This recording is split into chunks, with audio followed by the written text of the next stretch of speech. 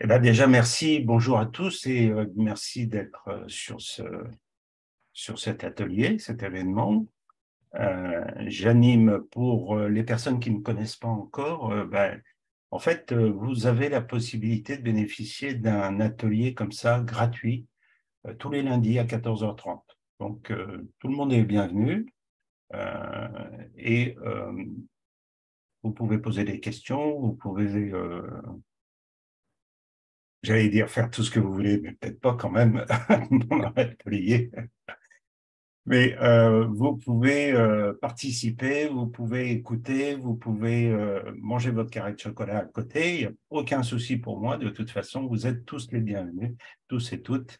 Donc, profitez-en. Chaque lundi à 14h30, il y a ce genre d'atelier. Je prends un sujet un peu comme ça au hasard, pas vraiment, mais dans une stratégie. Et puis, c'est pour vous aider déjà.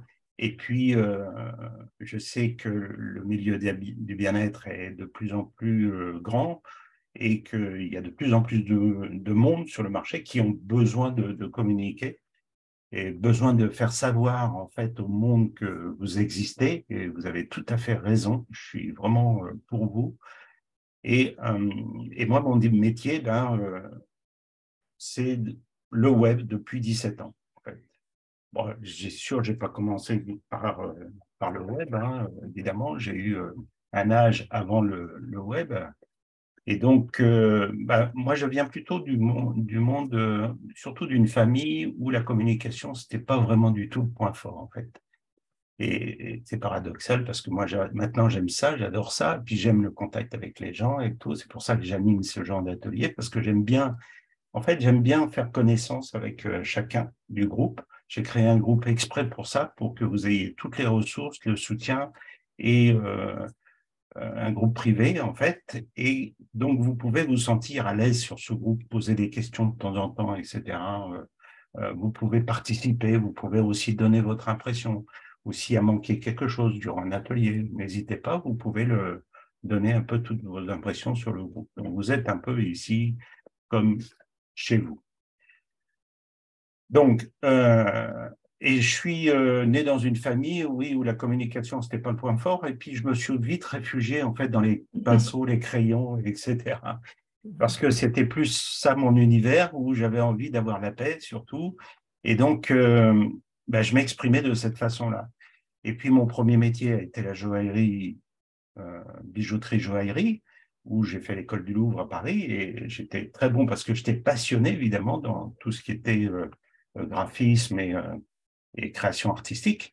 Et donc, j'ai fini premier à l'école du Louvre.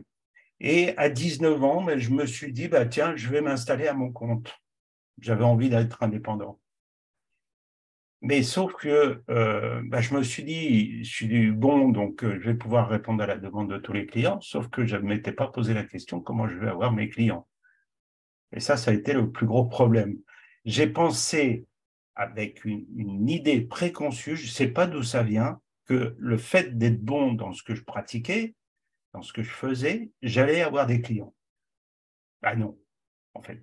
J'avais toujours des fins de mois difficiles à cause de ça, parce qu'il me manquait l'élément essentiel quand on est indépendant.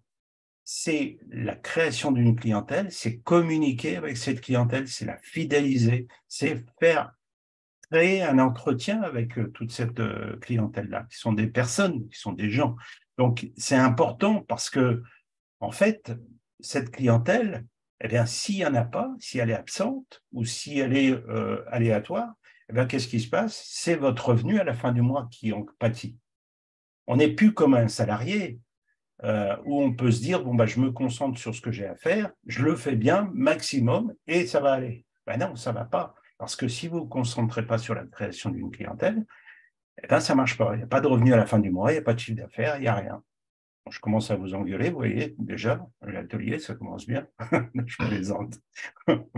Mais ce que je veux dire par là, c'est que c'est hyper important. Je vois encore trop de personnes qui comptent uniquement sur le fait qu'ils ont une bonne pratique et qui sont bons pour créer leur clientèle. Non, ça ne marche pas comme ça. Il y a une idée préconçue qui dit que si on est bien aligné, les clients vont venir à nous. Il faut un peu plus que ça quand même, d'être bien aligné. et d'être bien ancré. Donc, faites attention. C'est vraiment important. La communication est vraiment quelque chose de génial quand on l'utilise bien comme il faut et quand on l'utilise en fonction de son état d'esprit aussi. Donc, c'est vraiment très important. Et puis, depuis, ben, en fait, en 2014, j'ai eu la chance de travailler avec une personne qui est un thérapeute, en fait, qui enseignait des techniques de médecine amérindienne. Et on a collaboré pendant 7 ans, ce qui a fait que bah, il venait lui du Canada. Je le faisais venir en France, j'organisais des séminaires pour lui en France, en Belgique, en Suisse, etc. Et puis évidemment, j'ai eu l'occasion de rencontrer beaucoup de thérapeutes qui venaient euh, se former aux techniques de médecine amérindienne. Et là, pendant toute cette collaboration, eh bien, en fait, je me suis rendu compte que tous les thérapeutes avaient un point commun, même avec moi. C'est que la communication, c'était absolument pas le point fort de chacun.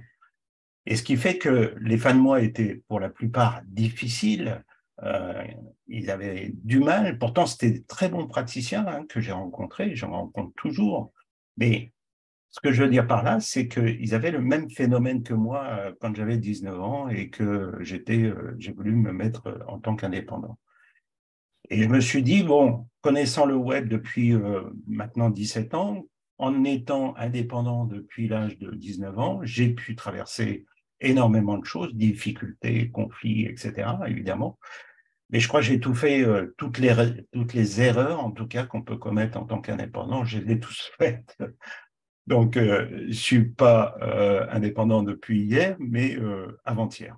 Et donc, du coup, eh bien, je me suis dit, il va falloir que je trouve une méthode, quelque chose qui va faire que ça va être plus facile pour eux de se faire connaître, de pouvoir créer leur clientèle, de pouvoir communiquer.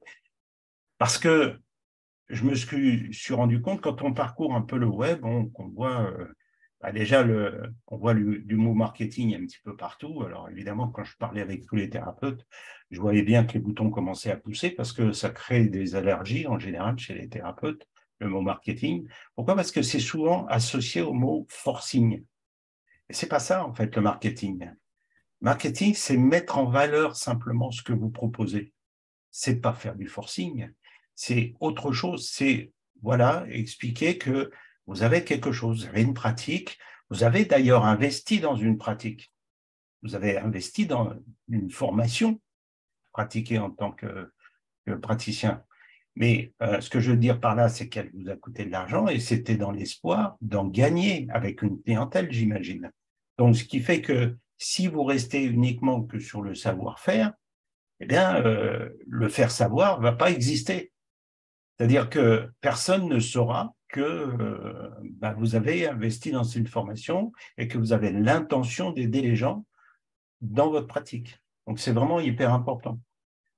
Et la communication est vraiment le point qui va vous permettre de vous sortir de ça, à condition qu'elle soit bien menée, qu'elle soit appropriée, qu'elle soit justifiée, qu'elle soit différenciée aussi de par les autres, à condition qu'elle utilise les mots exacts pour communiquer avec votre futur client, parce que vous n'allez pas vous adresser à tout le monde, même si vous avez des pratiques qui s'adressent à tout le monde, eh bien, vous n'allez pas vous adresser de la même façon à tout le monde. Parce que de toute façon, déjà, tout le monde ne sera pas votre client.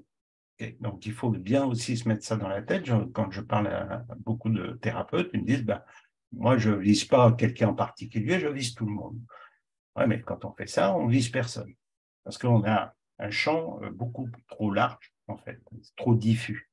Donc ça, c'est une autre histoire. J'explique ça dans mes accompagnements. On passe tous ce genre de choses. Hein. Mais vous pourrez aussi peut-être trouver ça dans la plateforme d'abonnement où il y a tous les replays de ces ateliers où j'en parle.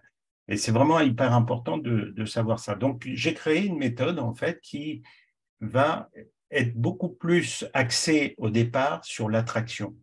Je ne veux pas que les gens courent, et puis moi, j'aime pas ça de toute façon, courent après les clients. Ça, pour moi, c'est un non-sens. En fait. C'est un non-sens, pourquoi? Parce que l'être humain a déjà horreur qu'on essaye de lui vendre quelque chose. Ça, euh, c'est inné. D'ailleurs, regardez, je prends toujours l'exemple avec un toutou. Si vous lancez la balle à un chien et que vous essayez de le rattraper pour attraper la balle, vous pouvez toujours courir parce que c'est le chien qui va courir plus vite que vous. Donc, ça ne marche pas, en fait.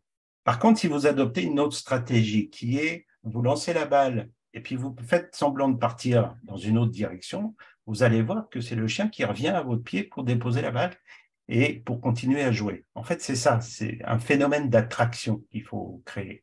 Et vous, en tant que praticien bien-être, ce qui vous convient le mieux, c'est ce phénomène d'attraction-là.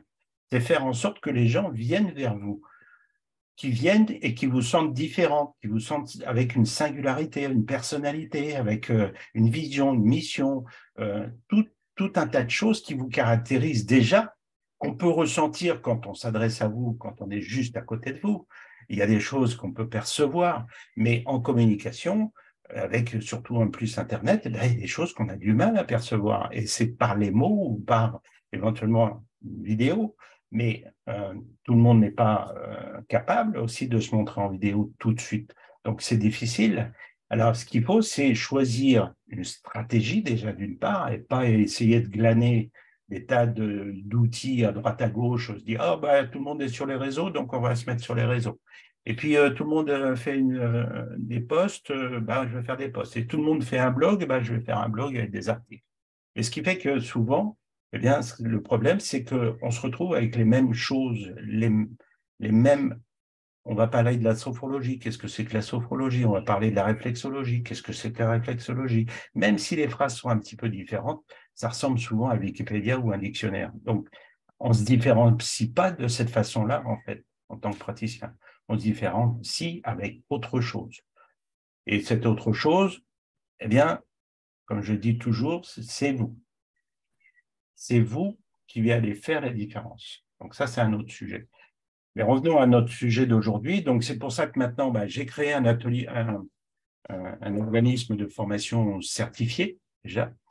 Il y a maintenant 1 ou 2 ans, juste avant le Covid. Et je me suis dit, c'est maintenant qu'il faut que j'aide les praticiens avec 17 ans d'expérience, avec pratiquement presque une dizaine d'années avec un collaborateur qui enseignait des techniques de médecine, avec une collaboration et j'ai côtoyé beaucoup de thérapeutes, donc j'ai vu comment leur état d'esprit, comment c'était. Ça n'a rien à voir avec ce que disent les petits jeunes, faites de marketing avec des gros chiffres, des machins, des trucs. Non, ça n'a rien à voir avec ça. Je sais que vous êtes thérapeute. Tout votre objectif principal, c'est d'aider les gens et puis de pouvoir vivre de votre activité. Donc, c'est ça l'objectif maintenant que j'essaye d'obtenir avec chacun des clients. Merci, je suis parmi vous jusqu'à 15h30. Je devrais impérativement partir. D'accord, Karine Sylvanie. OK, on est bien aligné. On est guidé. Merci, Karine. Elle dit si on est bien aligné, on est guidé jusqu'à toi. OK, alors revenons à notre objectif de l'atelier. Le but de cet atelier, c'est de vous aider à naviguer avec succès sur les réseaux sociaux en tant que professionnel du bien-être. Je sais qu'il y en a beaucoup qui n'aiment pas les réseaux sociaux. Okay, c'est difficile pour eux et pour vous. Je sais que vous ne savez pas comment faire avec ces réseaux sociaux. Vous ne savez pas quoi mettre dedans, comment le mettre, à quel moment. Je sais tout ça.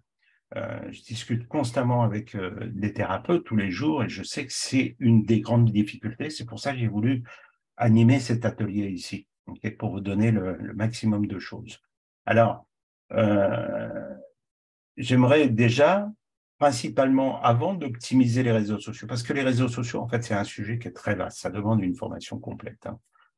Mais ce que je voulais déjà, c'est vous éviter de commettre des erreurs qui sont très courantes, très, très, très courantes, je vois, constamment. J'en ai même répertorié à peu près 24 qui est dans ce guide-là que je vais vous offrir. Donc, il y a le lien ici. Voilà, je vais vous mettre ça déjà dans le chat. Vous pourrez aller le télécharger. Et alors, ça, je vais vous mettre ça, tout le monde ici. Voilà. revenez me voir quand même, hein. N'allez pas le télécharger, plonger le nez dedans. On reste